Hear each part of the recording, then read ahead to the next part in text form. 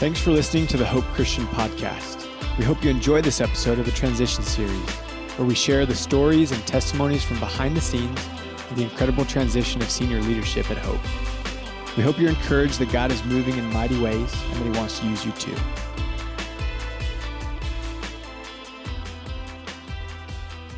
Hello, everyone. Welcome back to another episode of the Transition Series. Last episode, Anthony and I talked about the process up to the first meeting that we both spoke openly. That was a Wednesday morning. I remember it vividly. Today I'm here with Kayle. Kayle is going to give us his perspective coming out of that meeting. How you doing today, Kayle? I'm doing well. Thanks for having me. So, Kayle, take us back to that Wednesday morning. Anthony and I have just spoken openly about the potential of him going to Wisconsin and the possibility of me stepping into his place.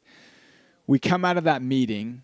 You're standing in the open area of the parsonage. Walk us through what happened in the next 5 to 10 minutes. Yeah, well, the story starts a little bit before that. Basically, what had happened is that sometime during your meeting, or actually even earlier that morning during man prayer, I just got this heavy feeling. And I had this sense that at first I thought something was wrong, and then I just had this weighty feeling come upon me, Interesting. like something had been put on my shoulders, and the only thing I knew how to do with or what to do with that was to pray. So I think while you guys were meeting, I was in my office just seeking the Lord. I was like, God, I don't know what to do with this weight. What is this? Where did it come from? And I just began to intercede, pray in tongues, and ask the Lord, what is this? And so by the time you guys came out, I'd probably been praying for about 30 minutes, just not sure of what was going on. And so I was praying in the Spirit. And when you guys came out, I just felt, something just happened. Oh, wow. Mm-hmm. Yeah, something definitely did just happen. No doubt about that. So I come walking out. I think Anthony was behind me. I remember Anthony kind of recognizing that something was stirring in you. They could just tell that something was going on. And I think Anthony came out and he said something along the lines of, "What's up, Kayle? What's on your mind?" And what was it that happened at that moment? Yeah, I was trying to play it cool because I felt like there was information I wasn't supposed to know That is true. that God was making me aware of. And that tense feeling like where you almost want to laugh because you're like, I feel like we all know something's not being spoken right now. And That's really funny. so I just had that feeling, and the weight hadn't left. And, so Anthony was trying to play it cool. But I was just awkwardly standing in the kitchen, just like waiting for someone to cut the tension because I know something's going on. Yeah, exactly. And while we were standing there, you had walked into the copy room and then walked back out. And as you were walking back out, all of a sudden, I started seeing in the Spirit. And the Holy Spirit began to highlight you in a unique way. Like I saw in my mind what I associated with like angels around you. And I was like, what's going on? And the Holy Spirit said, would you be willing to serve Seth? And I had to pause because it felt like a weighty question. One of those questions where you're like, my answer is going to matter. Yeah. It's not just like a casual service. Right. Yeah. Yeah, he wasn't asking my favorite color. He was asking me a question that would determine my next season. And so I waited for a second. I saw in the Spirit that God was doing something. And I responded, yes, I'd be willing to serve Seth. And with that, he's like, I felt like God said something like, great. And then that was it for that moment. Left you hanging. Yeah. And so the vision ended, and I believe you guys walked out of the room, and I was still feeling just the weight of what was going on, and I felt like God had given me part of the next piece, so I began to pray into it more. Yeah. Yeah, so I it's funny you say that. I distinctly remember going into the copy room and coming out, but my mind was in 100 other places by this point. I think I might have actually, I don't remember if it was right then or maybe a little later in the day, but at some point in the day, I was like, I got to go on a walk. I just got to breathe a little bit. That might have been a few hours later. But then once Anthony and I left, what was that process of dissecting that word that the Holy Spirit had put on your heart? Yeah, I went into my office and closed the door, and I sat on the couch. At that point, I had given up on my work for the day, and I was like, "Okay, God, something just happened, and I don't need to know the specifics, but I would like to know. But I would like to know the specifics. This feels like it's going to impact my life, and so I actually started by praying for faith, because in that sense of weightiness communicated to me that the Lord wanted to get my attention in a unique way. Yeah. And so I prayed for faith, I prayed in the Spirit, and then I asked, what is this? What did I just say yes to? And that is when he revealed to me, the first way I heard it was that he was going to give you and I a church. That's wild. And I was like, what? Really? Like, cool. Like, I felt like God had deposited faith in me. And when he said that, it just felt right. And earlier in that week, there was some mention of another church that might need help. And so my first thought was like, fill in the blank. Maybe we're going to go down the street and help out at this other local church. Pack our bags. I'm like, I just moved to Burien, but God, I'm willing, whatever it is. Yeah. And so I thought in my mind, I had the idea of what was going to happen more or less. And I'm guessing that sometime around when God revealed that to me, Anthony got the green light to share with me, because it wasn't that much later that he had pulled me aside and basically asked what I knew. He could tell you were onto something. Yeah. So what, he called you back into his office? It was just the two of us in the parsonage, so he gathered me in the couch area. And how did he start probing to figure out what you knew? Well, so we sat down, and he kind of looked at me with a look of discernment, like he was trying to figure out what he could and could not say, right? And what I did or did not know, and and eventually, I think he kind of asked, like, so what's on your mind? And just test the water. Test the waters. And I was like, well, crazy thing. Yeah, what do you say to a senior pastor when? Yeah, that's interesting. Yeah, and so I just began to share, doing my best to be humble, because it felt significant, what the Lord had shared with me. And I basically said, I haven't extensively tested this yet, take it however you want to take it, but I feel like the Holy Spirit shared something about Seth and I taking a church.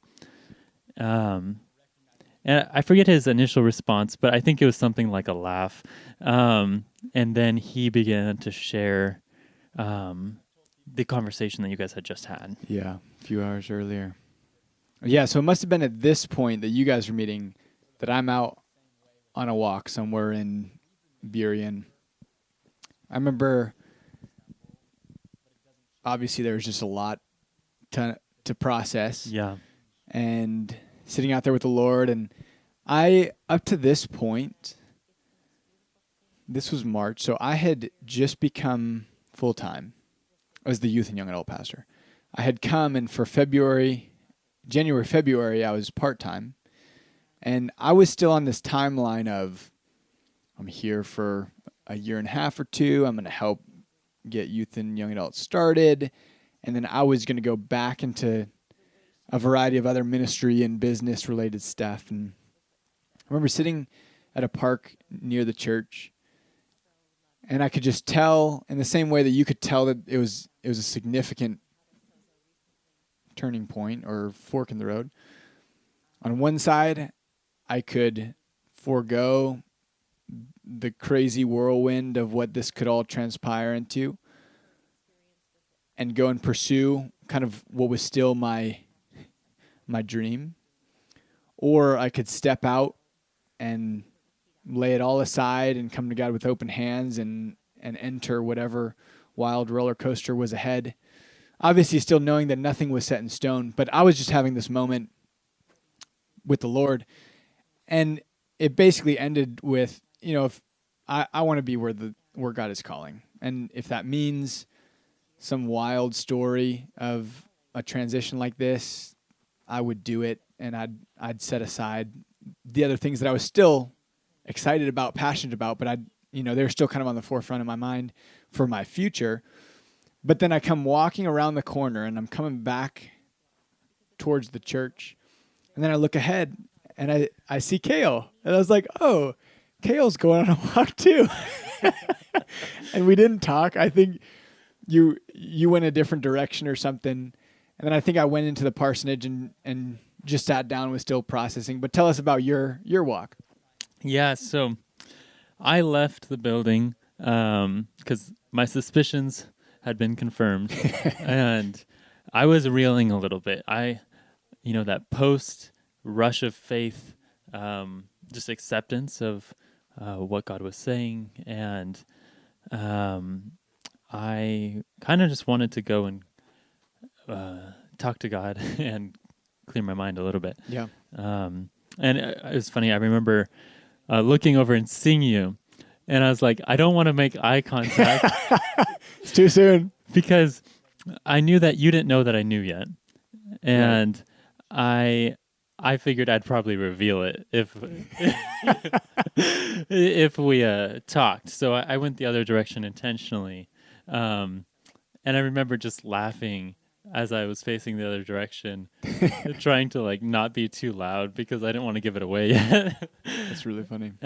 But yeah, my walk, I just, began to dream with God. And I was like, to me, it was so exciting to think that I was going to be able to be a part of a radical thing that God wanted to do. And that, to me, that was so exciting because there's nothing more fulfilling or worthwhile than saying yes to an adventure with God.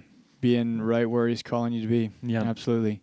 So then I think at that point I was in the parsonage. You came back, entered, and at some point I think is very clearly recognized that we each knew what each other was thinking, and we spent some time just processing and praying.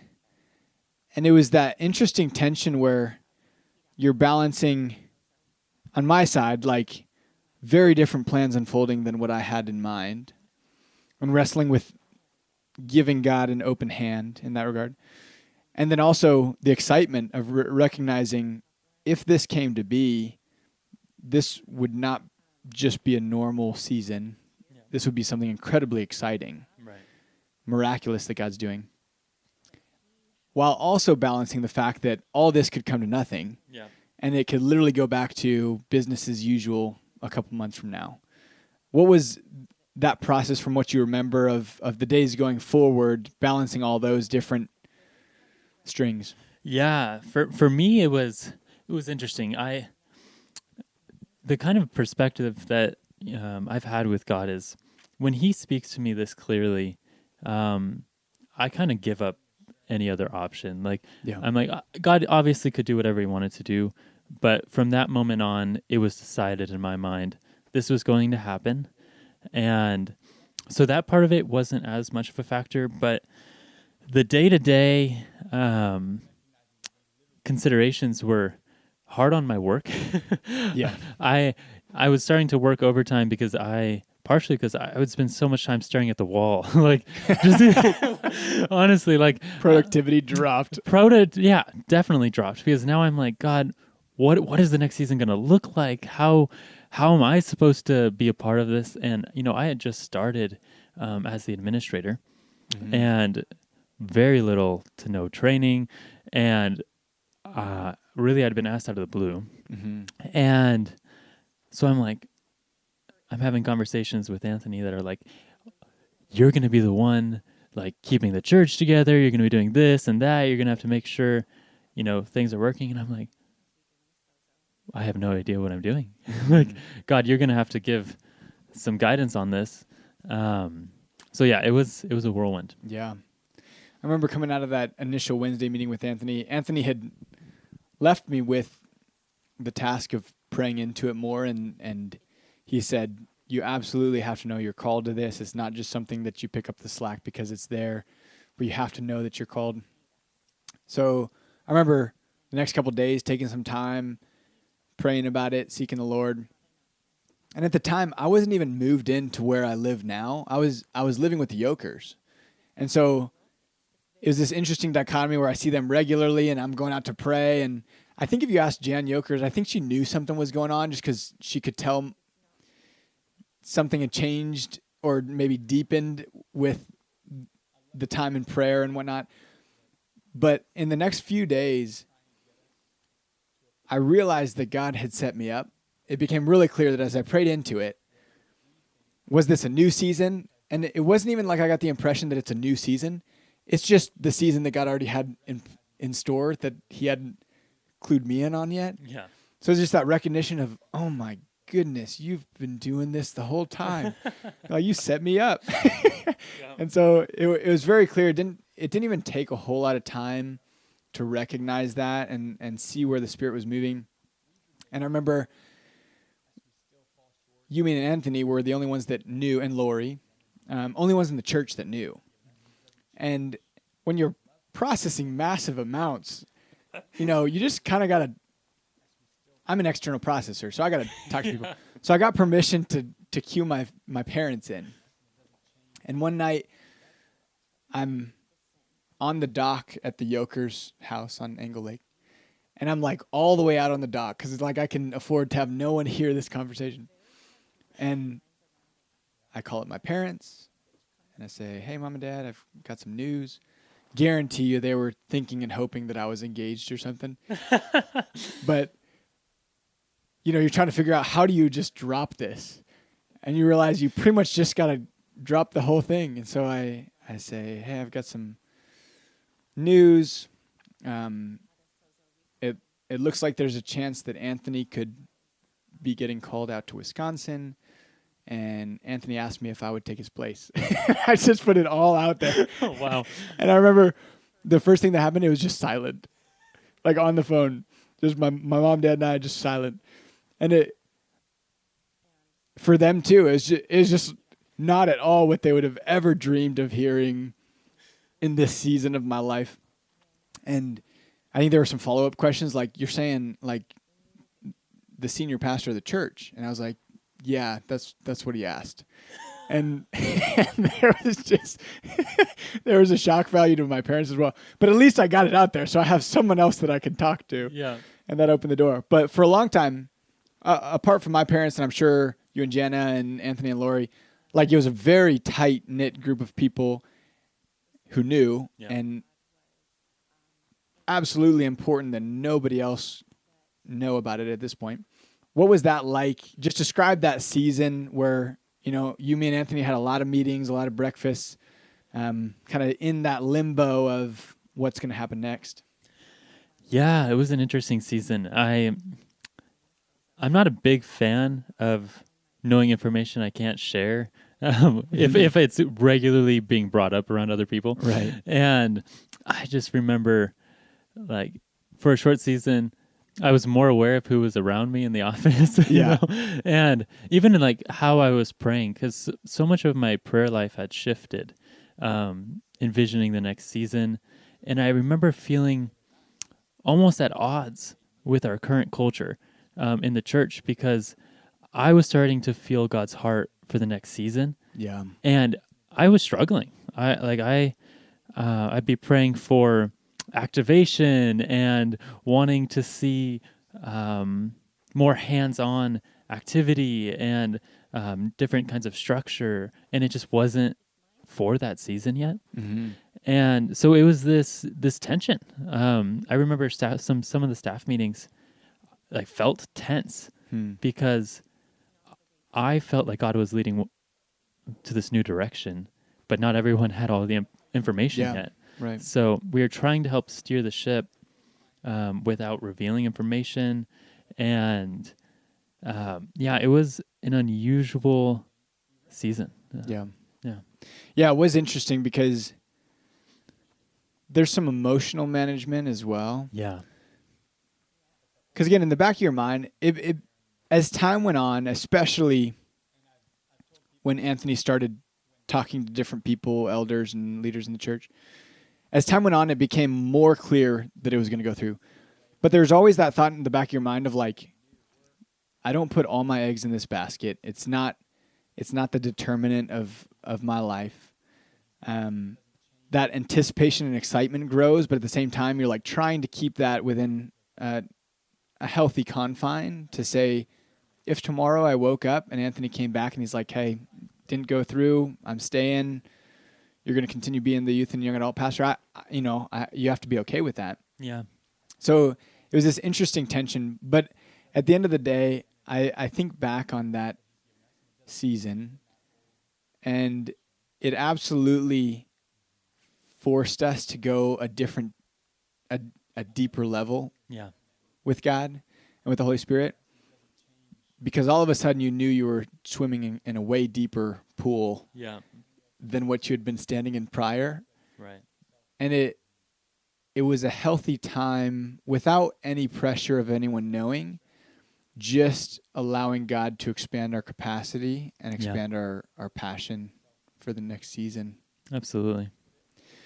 Well, we'll cut it there. We're excited for another episode coming soon where we're going to continue unpacking this story. But thanks so much for being here with us today, Kayle. My pleasure. And we'll see you guys at the next episode. Thanks for joining us for this episode of the Transition Series. We'll be back next week with more of the story. We love to hear testimonies about what God is doing, so if you have any personal testimonies to share, please submit them at hope-christian.com/prayer.